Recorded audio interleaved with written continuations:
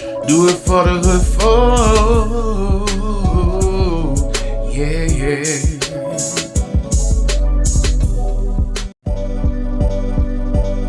Hey, what's up, hood folk? This is Jeremy. So I'm using my phone to record this video, and I did not know I could hook my Yeti microphone up to my phone with the right jack. So I'm testing some stuff out because I'm trying to do some other stuff, or we trying to do some other stuff with this, with editing and production, as I should say. I'm not tech savvy. Tech does not interest me. Let me take my glasses off. It's hard for me to get interested in tech, like editing out videos. I even got 2 different editing softwares that I bought. Y'all, oh my God. Editing is like so annoying. And I be trying to get Rashad to edit all the time, but whatever. So, anyway, what's up, hood folk? This is Jeremy. If I didn't already said it already. Rashad is at work. It's Sunday evening. I'm chilling today.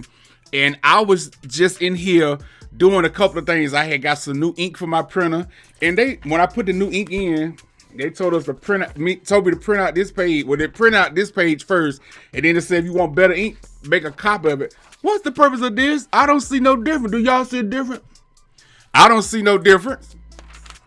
Then I'm sitting here trying to see, do I want to get another backdrop for our videos, or backdrop if we start doing sit down videos, what kind of backdrop I want. And a lot of y'all want us to go live, but I'm being honest. The reason we're not going live, it don't make no money.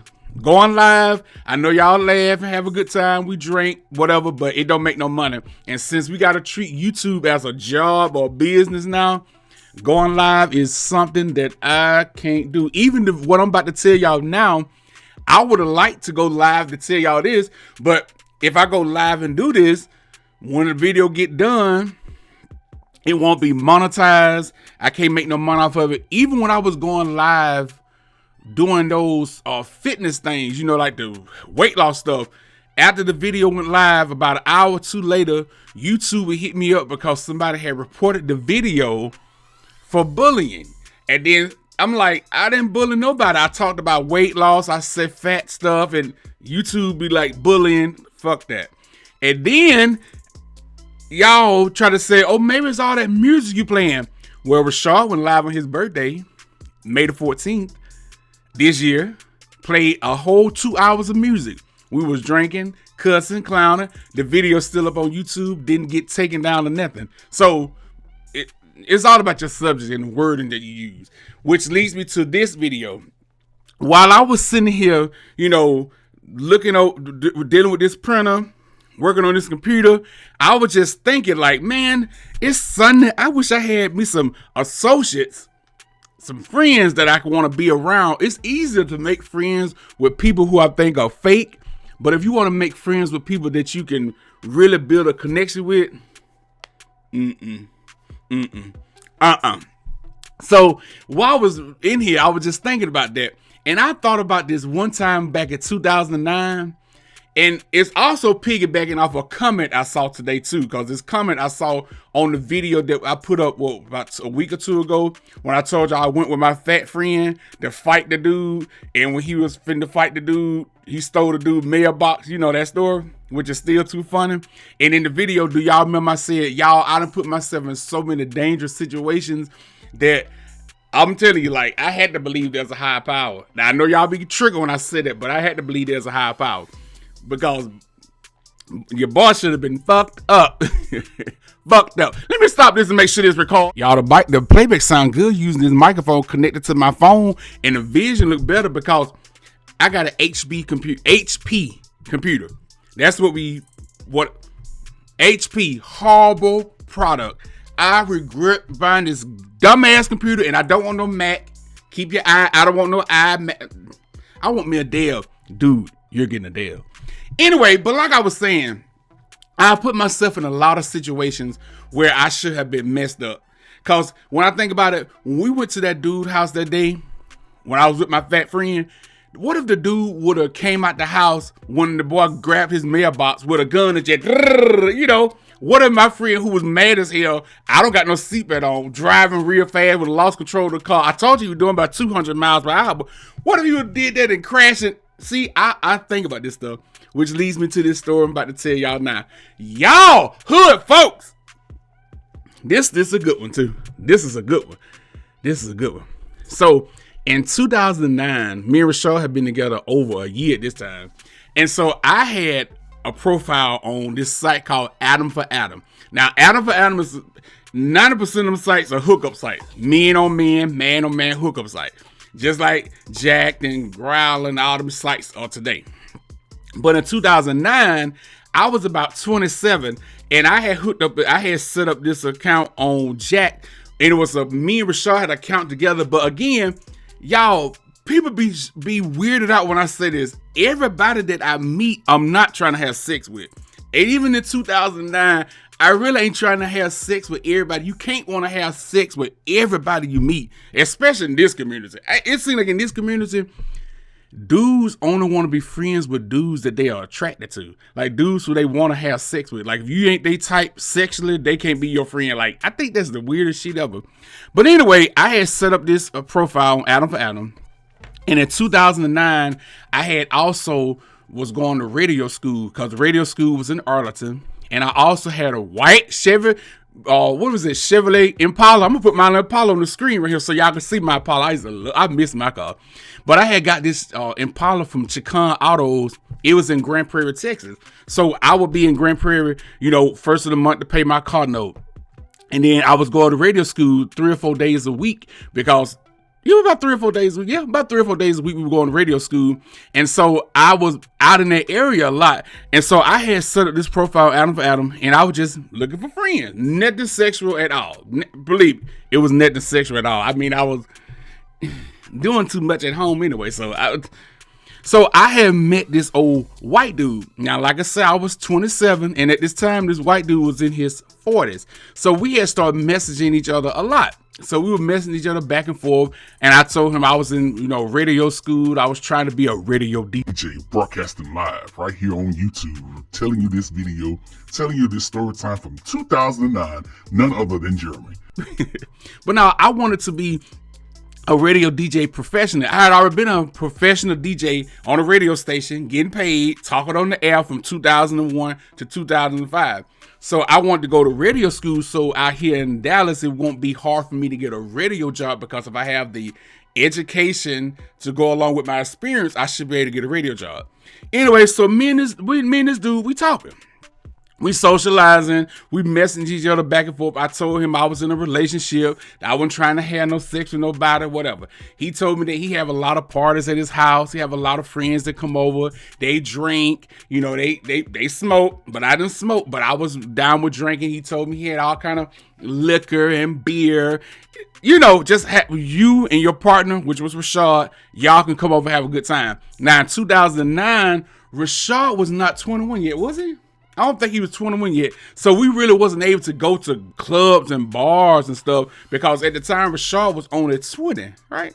He was on I know he was only 20 at the time when we did this because this story take place like in February or March of 2009 because it was cool outside. I can remember very well, which is weird because sometimes I walk in the room and like, what the fuck did I come in here for?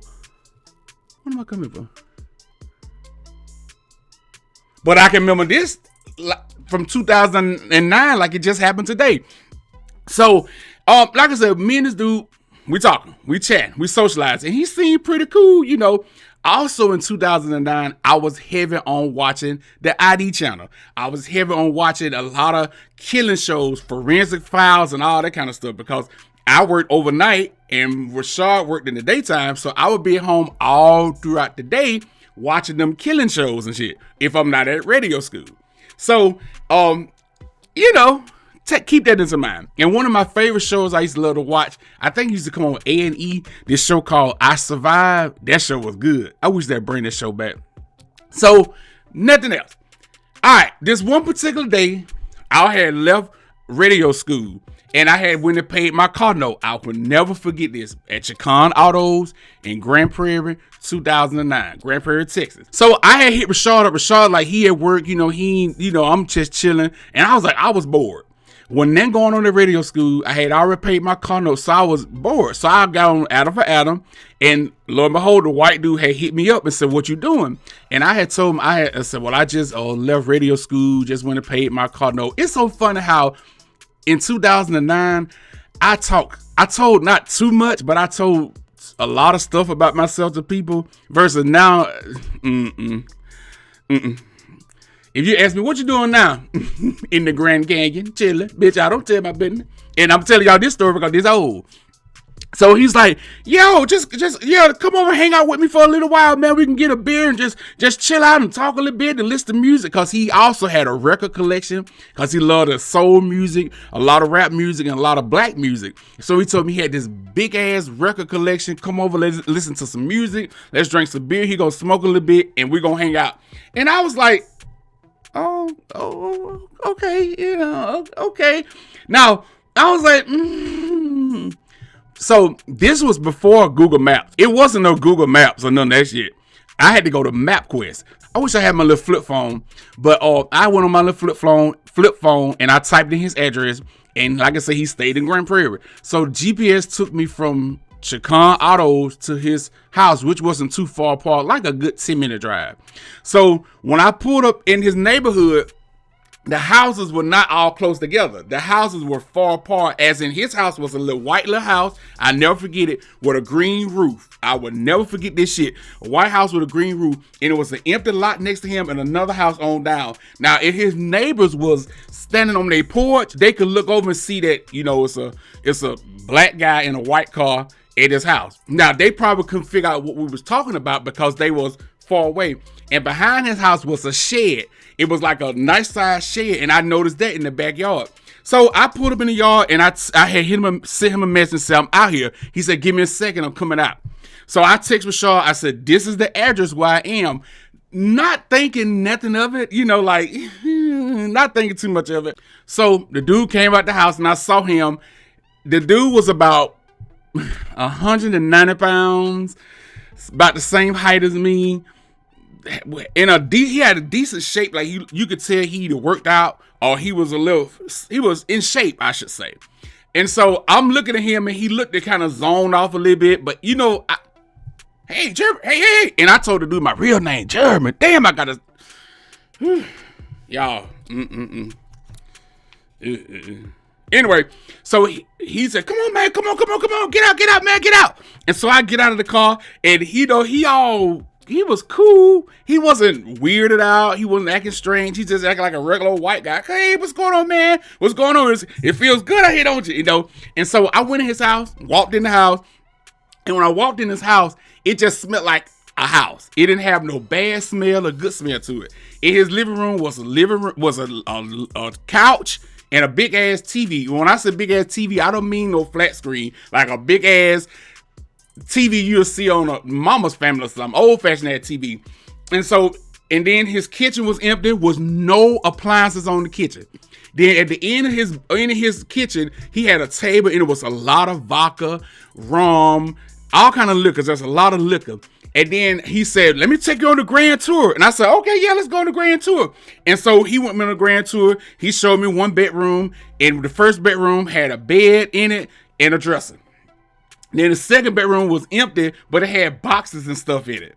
Then he said, "This is my room. This is where all the action happened." And his room had a big on bed, and it had like this lava lamp. He had like this lava lamp, and I remember saying, "This big grown man got a lava lamp," but whatever. And a TV. So that was the grand tour of the house. I said, "Okay." And he went and got me a Coors Light. I had never drunk Coors Light beer in my life. Never had a Coors Light. And I said, "Oh man, Coors Light. Oh yeah, this is one of my favorite." Line. So he was real talkative. Talkative, man, he just going off. You know how white folk talk a lot. White folk, white folk talk too much. Anyway, but he was just talking. And I had got my beer. He said, "Oh, we're not through with the tour yet." I said, "We got another tour." He said, "I want to show you my barn, my shed in the back." So I was like, "A shed in the back?" So then now, I still wasn't nervous or nothing, but my mind was thinking about them damn ID channel shows. Like I said, I have not been watching them too much at that time. But then my mind started saying, "Okay, This dude do not seem like a threat. I am bigger than him by weight. Like, if he like 190, shit, I'm like 390, goddammit. So I'm way bigger than him, right? So it ain't like he gonna be able to just easily just manipulate me, cause I mean I would.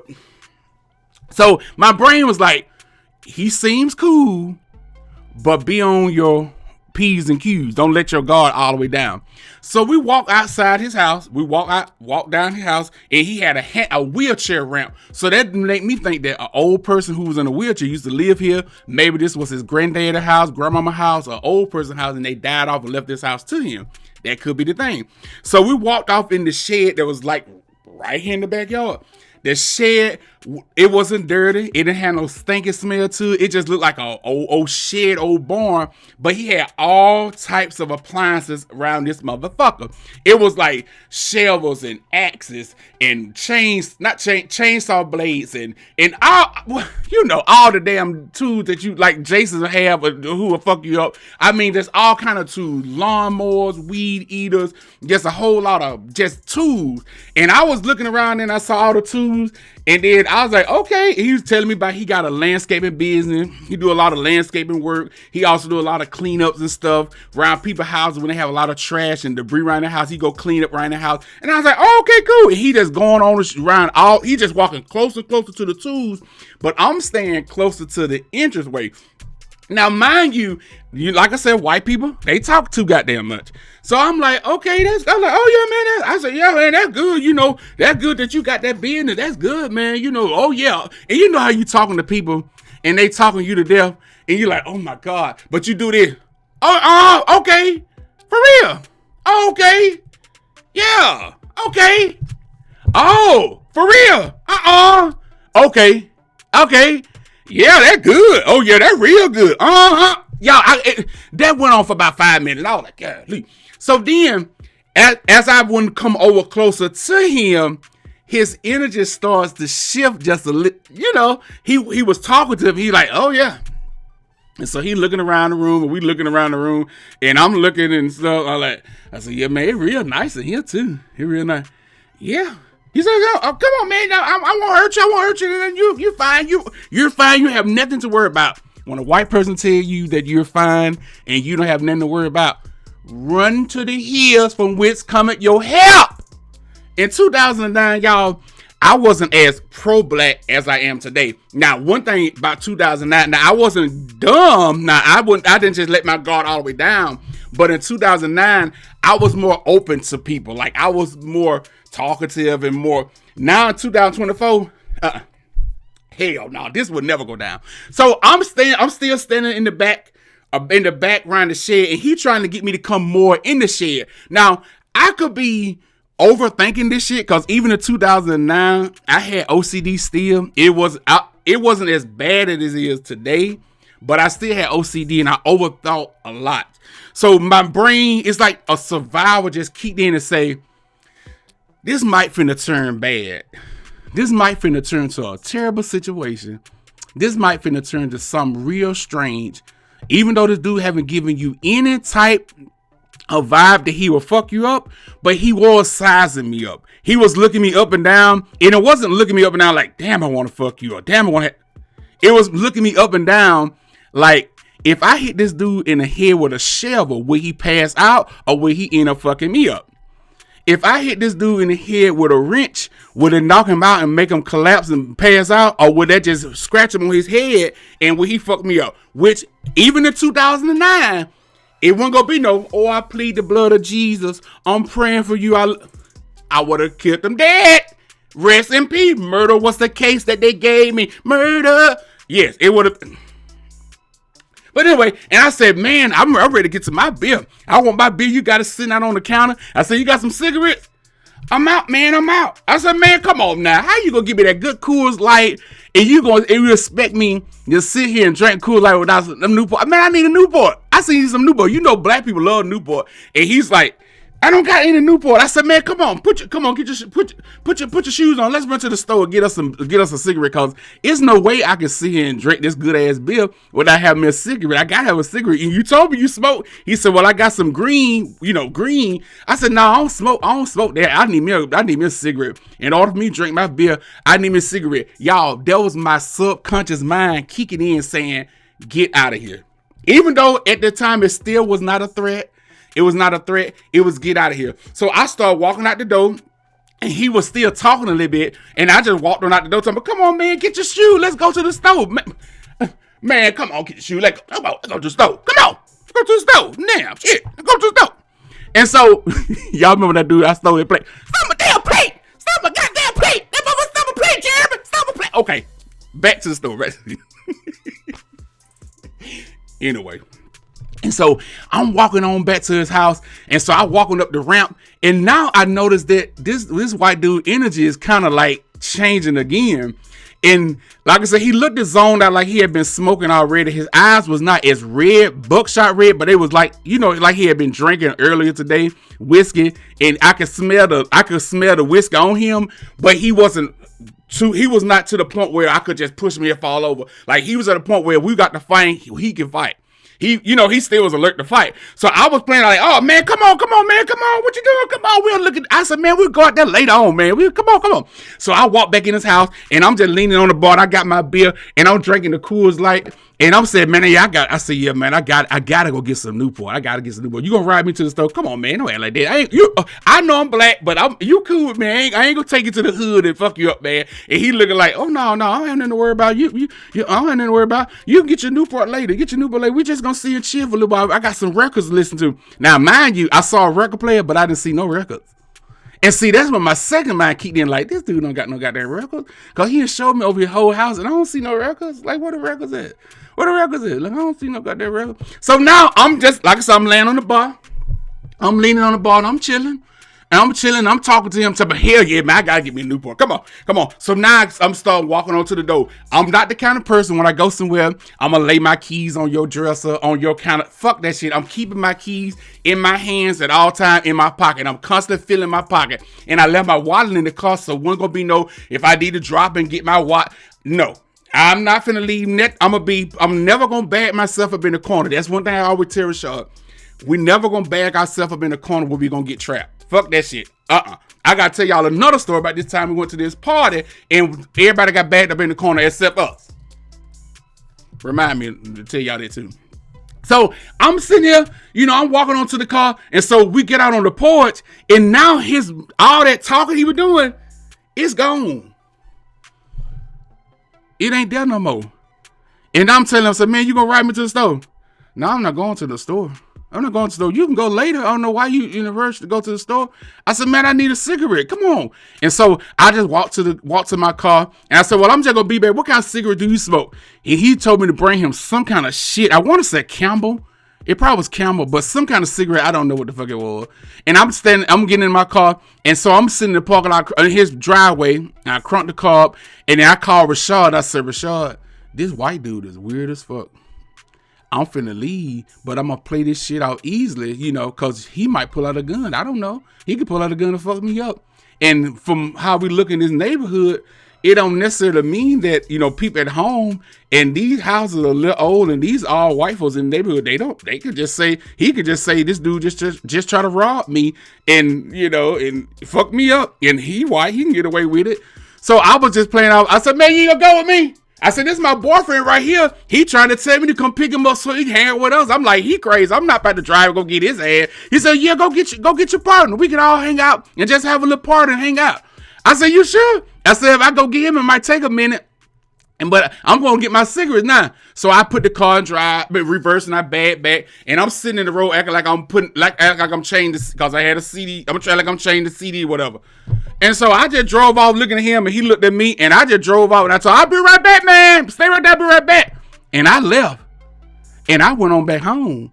And then I came and got Rashad from work, and I told him all this shit that had just went down. And so about an hour later, I went back on Adam for Adam, and the dude had emailed me to him, where the fuck you at? And I didn't reply back. And then he replied me again, man, where the fuck you at? I knew you was full of shit. You were lying. And I didn't reply back. And then he started going on a rant. You fucking in, you lied to me, you fat in. I wasn't gonna do nothing to hurt your crazy ass. You just overreacted. You seemed paranoid when you was here anyway. What's the fuck is the deal? I thought we was gonna hang out. And he went to just cussing me out, calling me the N-word and everything. And I was like, damn, look at that. Now, y'all, once I see and tell y'all this story, I'm getting mad all over again. Because this situation could have ended so bad if I would have let my guard all the way down. Imagine if I would let my guard all the way down, put my keys on the countertop, took my shoes off, just sat on his couch and just was chilling. Or what if I would have got drunk and would have been passed out of his house? I don't know. He could have put, and I'm so grateful that he didn't put no poison or something around the can of the drink. Because when I got the drink, the beer, it was in a can. He could have put something around the can and had me passed out. But the thing that get me the most when I told Rashad about this is the way he was looking up at me. It's like he was sizing me up to see, could I take this dude out? It wasn't sizing me up to see, could he, no sexual name. It was just, could he take me out? Like, could he hit me in the head with something to make me pass out? Which I wouldn't let it got like that, because I would have killed him dead. Dead. Man down. Man down. That's why I tell you, be prepared. That's why I be shocked when we used to be on them sites and dudes used to be like, yo, come pick me up. Come pick me up. I'm ready to fuck and stuff. And I'm like, it's no way I'm finna let somebody come pick me up for to have some sex. What if they go crazy on you? And when I be watching the ID channel and I see all these people in the ID channel that end up dead, it's because they too stupid. They back themselves in the corner. They let their guard. I don't trust no people. So if you white, don't be like, oh, he. I don't trust nobody, but I damn sure trust no white folk. Hell no. And in 2009 German was more open, more nicer, more little bit more gullible. 2024 German, my mama better not come on here. Get up, bossy. Who, bossy? You heard him? If my mama come out, put the dog on her, I don't trust her. I don't trust her. Anyway, that's the end of this story. Y'all, I got a few more in the chamber, but y'all, it's just like, y'all, I'm grateful. I know I tell y'all I don't identify as a Christian no more, because I don't. God damn it. If you do, shout out to you. Prayers to you. Shout out to you. But I don't do that no more. But I still ain't gonna deny that it's a high being that always looked out for your boy, for real. Because I put myself in a lot of goofy ass situations that could have got my beak blown right off. Alright, that's all I got for this video. I didn't expect to record no video today. Hood folks, I hope you enjoyed this story.